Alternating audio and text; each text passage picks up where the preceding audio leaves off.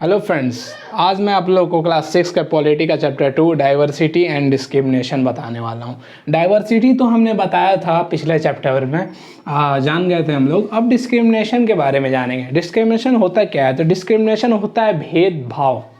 ठीक है, कैसे भेदभाव होता है कि जैसे ऊंचे जाति वाले हैं, ठीक है, वो नीचे जाति वाले को अपने साथ बैठने नहीं देते थे, स्कूल में पढ़ने नहीं देते थे, उन लोगों को जिस गिलास से पानी पीते थे उस गिलास से पानी पीने नहीं देते थे।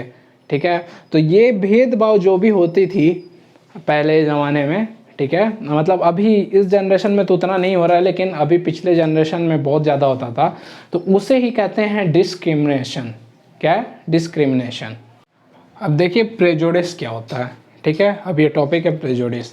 प्रेजुडिस वो होता है जैसे कि आप किसी के रंग से, किसी के धर्म से, किसी के जहाँ से आने से, किसी के बोलने से, ठीक है, आप उसको जज करें, वो होता है प्रेजुडिस। ठीक है, कि वो कहाँ से आया है तो उसको जज करने लग रहे हैं, वो किस धर्म से है तो उसको जज करने लग रहे हैं। ठीक है, उसका रंग काला है, गोरा है, तो उसको जज करने लग रहे हैं। गोरों के साथ अलग जजमेंट कहीं अलग, काले के साथ अलग जजमेंट कहीं अलग। इन्हीं सब चीज़ को हम क्या बोलते हैं? प्रेजुडिस। ठीक है, तो डिस्क्रिमिनेशन शुरू कैसे होता है पता है? जब अगर कोई लोग अगर जज करते हैं इन्हीं सब को लेके, रंग भेदभाव, धर्म को लेके, पहनने को लेके, या फिर उसके कलर्स को लेके जब जजमेंट होती है ना, तो तब होता है वो प्रेजुडिस जहाँ होता है, और जहाँ होता है स्टेरियोटाइप, वही उनके रंग वगैरह को लेके जज करना, जात पात से लेके।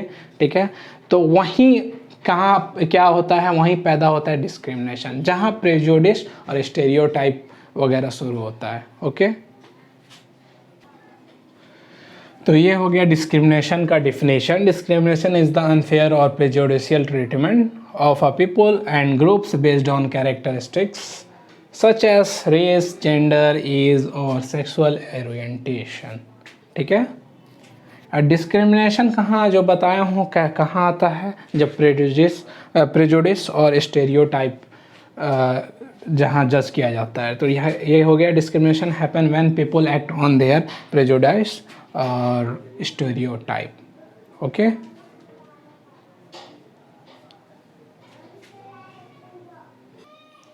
तो प्रेजुडिस का डिफिनेशन ये है। प्रेजुडिस मीन्स टू जज द अदर पीपल नेगेटिवली और सी देम एज इन्फेरियर। जैसे फॉर एग्जांपल में जो भी चीज़ मैंने बताया उनके कलर्स वगैरह को लेके, जो भी रिलीजन को लेके, तो यहाँ we can be prejudice about many things. People religious belief, the color of their skin, the region of they come from, the accent they speak in, the clothes they wear, etc. Okay, इसको pause कर रहे हैं, note कर लीजिए आप लोग। तो आप कुछ जो भी कुछ ऐसा करते हैं जिससे आप किसी को नीचा दिखाएं, जैसे आप उसका जॉब छीन लें, ठीक है, जैसे आप उसका जॉब छीन लें, या फिर आप उसको सेम कप में और गिलास में पानी पीने ना दें, या फिर आपके क्या नाम है आप अपने मतलब पड़ोसी के रूप में उसको स्वीकार ना करें। ये सब क्या करता है? ये डाइवर्सिटी का रूप नहीं है, ये सब डाइवर्सिटी नहीं है, डाइवर्सिटी नहीं कह सकते हैं, लेकिन इसको इनइक्वालिटी कह सकते हैं, कि अपने बराबर में किसी को ना होने देना, आंकना, या फिर उसको नीचा दिखाना। ठीक है, अब बात करेंगे अनटचेबल्स का। जो अपने आप को एक टॉप पे समझते हैं, ठीक है, एक टॉप पे, ठीक है, अपने आप को वो टॉप पे समझते हैं, तो उन्हें क्या कहा जाता है ना? अपर कास्ट वाले। ठीक है, जो अपने आप को खुद से ही टॉप पे समझें और अपने आप को ही सुपीरियर समझें। किसका? सबका। ठीक है, और फिर आते हैं अनटचेबल्स, उसके बारे में भी बात करते हैं। फिर आते हैं अनटचेबल्स, वो ग्रुप जिन्हें सबसे नीचा समझा जाता है, ठीक है, उनको बोलते हैं हम अनटचेबल्स। जो लैडर के बॉटम लेवल पे आए उन्हें बोलते हैं अनटचेबल्स। ठीक है, छुआछूत। ठीक है। जैसे उनको ऊपर नहीं बैठने दिया जाता था, कोई सामान छूने नहीं दिया जाता था, ठीक है। इस ग्रुप को बोलते हैं अनटचेबल्स। तो ये रहा जो खुद को सुपीरियर कहते हैं और अपर कास्ट जो कहते हैं उनका डिफिनेशन, इसको आप लोग नोट कर लें पॉज करके। और ये रहा अनटचेबल, जो सबसे बॉटम लेवल, नीचे लेवल पे जिनको बोला जाता है जिस ग्रुप को, ठीक है, उन्हें कहते हैं अनटचेबल। ये रहा उनका डिफिनेशन। ओके, अब बात करते हैं किसकी, दलित की।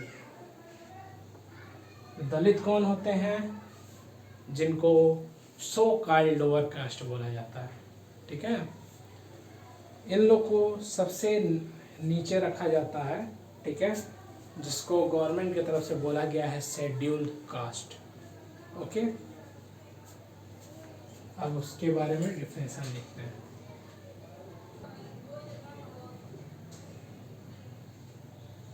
दलित को बोला जाता है एक तरह से जो टूटे हुए हैं, ठीक है, दलित who have been broken।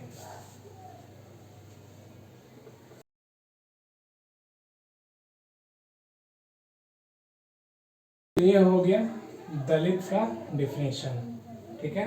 ये हो गया शेड्यूल कास्ट, दलित का डिफिनेशन हो गया, ठीक है। जो मैं बताया था दलित मीन दोस्त वो हैव बीन ब्रोकन, जिसको टूटा हुआ बोला जाता है, ठीक है। और गवर्नमेंट ने इसको क्या बोल दिया है, इसको शेड्यूल कास्ट, ठीक है। अब जानते हैं हमारे greatest leader doctor Bhimrao Ambedkar के बारे में, ठीक है, जो जिनका जन्म 1891 में हुआ था और वो 1891 से 1956 तक थे, ठीक है। 1956 में उनका देहांत हो गया था, ठीक। और डॉक्टर भीमराव अंबेडकर कौन थे? फादर ऑफ कॉन्स्टिट्यूशन थे। कॉन्स्टिट्यूशन को, कानून की किताब को लिखने वाले व्यक्ति थे डॉक्टर भीमराव अंबेडकर, ठीक है। और दलित के नेता थे, ठीक।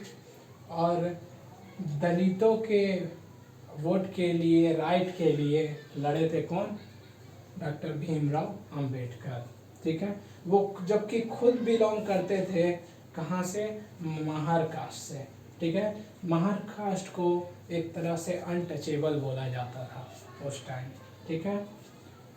वो एक पहले व्यक्ति थे जो कि अपने कास्ट से कॉलेज कंप्लीट किए थे, ठीक है, और इंग्लैंड जाके एक लॉयर बने थे, ठीक है।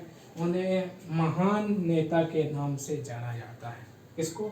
भीमराव अंबेडकर को। नोट कर लीजिए। जब 1947 में हमारा देश आज़ाद हुआ था तो जो दलित महिलाएं थीं, ठीक है, वो अपने अधिकार के लिए लड़ी थी, ठीक है। बहुत उन्होंने प्रयास किया था अपने अधिकार के लिए, इक्वलिटी के लिए, क्योंकि दलित महिलाओं को और आदमियों को मंदिर में घुसने नहीं दिया जाता था, ठीक है। तो उसके लिए उन्होंने अपने अधिकार को पाने के लिए काफ़ी लड़ा, फिर उन्हें अपना अधिकार मिला, ठीक है। जब अपना देश 1947 में आज़ाद हुआ तो उसमें ये हुआ कि इन लोगों को उनका अधिकार दे देना चाहिए, और खाली इतना ही नहीं, अगर जो कोई भी, मतलब बहुत तरह के अपने देश में वो था, अनटचेबिलिटी थी, ठीक है, तो उसे क्राइम माना गया। जो कोई भी किसी को नीचा दिखाने की कोशिश करेगा, चाहे दलितों को कुछ भी बोलेगा, तो एक तरह से क्राइम माना जाएगा, ठीक है।